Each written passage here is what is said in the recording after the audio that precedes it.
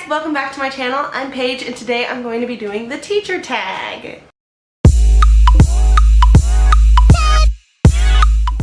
I have been wanting to do this tag since I first saw it, and I didn't even have a teacher channel back then.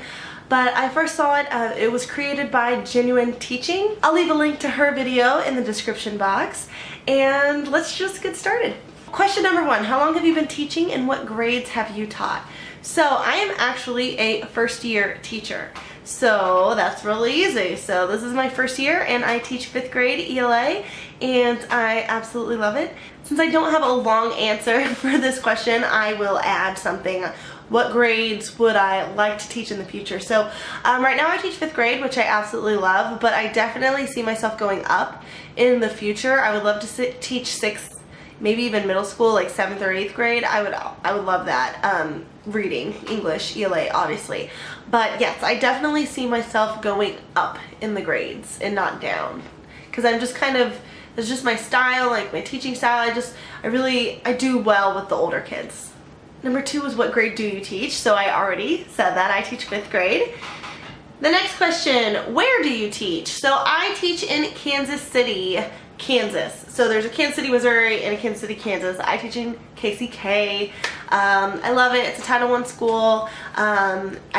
I love my school. So number 4, what is your mascot? Our mascot is a cub. Cute. Number 5, how many students are in your class? So I teach 2 5th grade classes. So in one of my classes, like my homeroom class, they're how many? I get and lose students often. I have 23 students right now, and then in my other class that I teach reading to, I have 22 students, I believe.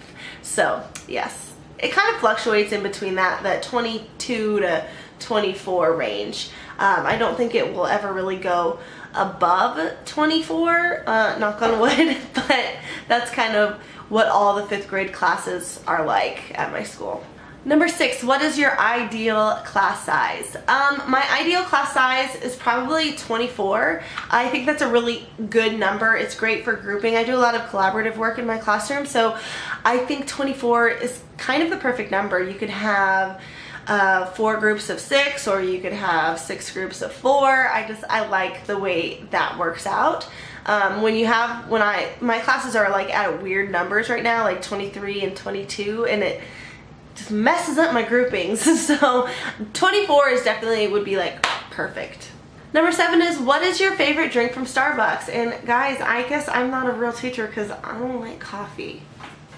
Guys, I want to like coffee. Like I wish that I liked coffee. I try to like coffee. Like I'll make coffee at home and like pour it in a cup and like sit down with my mug and it feels so good.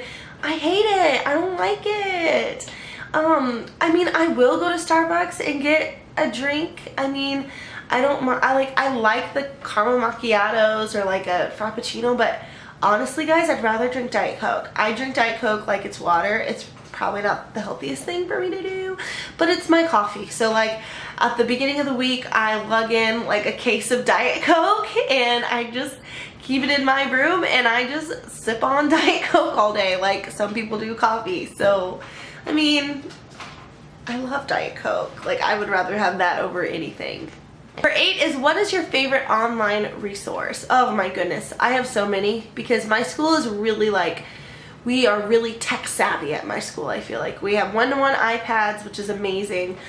So there's so many resources that I love, and I'm actually doing a video on this, a collab video with another teacher YouTuber, so be on the lookout for that. And we're going to be talking about our top 5 favorites. But just to name one off the top of my head, the first thing that comes to my head is Newsela, or I like to call it Newsela because it sounds fancier.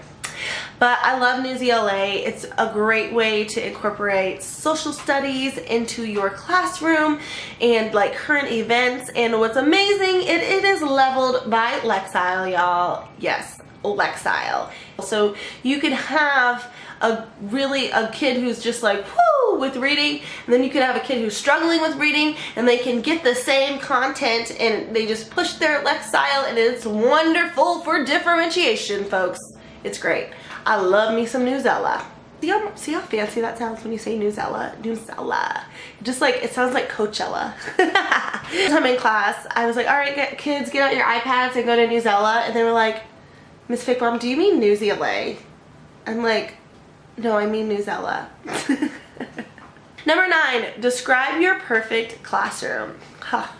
My perfect classroom would be flexible seating. So I'm hoping, fingers crossed, that next year I can swap out my desks for tables. Right now in my classroom, if you saw my classroom tour, I do have like a pod of desks that are like the legs are off so kids can sit on the floor on a pillow and do work. My kids just don't like to sit at their desks. They like scatter around the room, they like to sit on the floor, and so like my perfect classroom would not have desks. It would have windows because I teach in the basement, and I want a window, y'all. I want a window. But I would love a window. So let's see. So tables, window, so like lots of natural light. A huge area for my books. Like right now I feel like I don't have very much wall space in my classroom, like to put bookshelves. Like I can't explain it. My classroom's like a weird shape. And so I just feel like I have like one little nook, and I want like one whole wall where I can just like put books and just have the best classroom library ever. If you know anything about me, I love books. I actually have another YouTube channel. It's called Paige's Pages, and it's where I talk about books. So I love books. So yeah, I would love a whole wall just dedicated to books in my classroom. What else? And then, so that's kind of like aesthetically what my perfect classroom would be. And then just like content wise, my perfect classroom would be just reading all day. Because right now I do teach reading and then science, which it doesn't match. Next year I'm going to be teaching reading and social studies, which I'm really, really excited about. But in an ideal world, I would just teach reading all day long, just all day, and maybe like a drama class too, because I love me some theater. But that would be like my ideal class, just like all reading all day.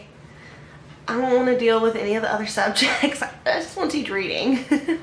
Number 10 is, what's your favorite part about teaching? Oh, there's so many favorite parts. My favorite part about teaching would have to be, first and foremost, the kids, the different personalities that you get, just the different, you know, you have those, like those 3 or 4 students that just come to mind when I think about like just the different personalities, because I have some awesome personalities in my class. I love the kids, I really do. I love the age too of the kids that I'm teaching. Like they're just kind of sassy and I'm kind of sassy, and it just, we can be sassy together and it just works. Yeah, first and foremost the kids. That's definitely my favorite part about teaching. I also really like data, so I really enjoy looking at like test scores, looking at just baseline data, and then finding ways to fill gaps and meet the needs of every student. And then I love seeing like the data after they've, you know, done it. So like a formative assessment and then a summative. I love the data in teaching, which is weird. A lot of people probably don't like that, but I really, really do. I like looking at the numbers, and I hate math, by the way, but I like looking at the numbers when it comes to just kind of, you know, like map test scores and things like that. I just really love, and not because I'm like teaching to the test. I don't teach to the test. I like seeing what my kids need and then finding engaging ways to fill those gaps and meet those needs. My least favorite part about teaching is just like some of the paperwork. Like I communicate with parents all the time. Like I'm great with, you know, messaging parents and messaging them on Class Dojo or sending them an email or giving them a call, but I'm terrible at logging it. Like it's just like paperwork. Like I just want to teach my kids and talk to the family. I don't want to have to write everything down. Like just the paperwork stuff like that, or when you have to bring a kid up for like the school improvement team and like all the paperwork that goes into that, or which is necessary. I'm not saying it's not necessary or it's dumb or something. It's just, it's my least favorite part is like the paperwork part. Number 12, what advice would you give to beginning teachers or teachers who are wanting to come into teaching? Let's see, so I am a first year teacher, but I strongly believe that even as a first year teacher, I have a lot to bring to the table, and I have new and fresh ideas to give to teachers who have even been teaching way longer than me. So that's my number one advice to like first year teachers. Don't be afraid to speak up and like to share your ideas, because your voice matters, and you could have an idea and a way or a strategy to teach your kids that no one else has thought of, because you are new, because you are fresh, because you are looking at things from a different perspective, because you just have these bright new eyes. So do not be afraid to speak up in staff meetings or team level, grade level meetings. Don't be shy. Don't be shy. Tell your ideas, because a lot of times people are going to be really, really receptive to them. So that is definitely my number one advice for like new teachers. My last piece of advice are for students who are in college to become a teacher. It's awesome. Like, just keep going. My student teaching was a whole year long. I student taught in an inner city school, which I absolutely loved, but it was rough. And there were times I was just like, oh my gosh, like, is this worth it? It's so worth it. It is so worth it. It gets like it gets so much better. It's so amazing to have your own classroom, to have your own kids, to be like in charge of planning and just it gets so much better. So like, stick it through. You got this. Keep your head up, and you're gonna do fine. That is my teacher tag. I don't really have very many friends here on TeacherTube yet, or I would tag someone to do this. So I tag anyone who's watching and anyone who also makes videos. If you do make videos, please let me know in the comments below so I can go check out your channel and comment and subscribe to you. So yes, I will see you on Friday with a very special collaboration video. If you liked this video, don't forget to hit the like button and to subscribe, and I will see you next time. Bye!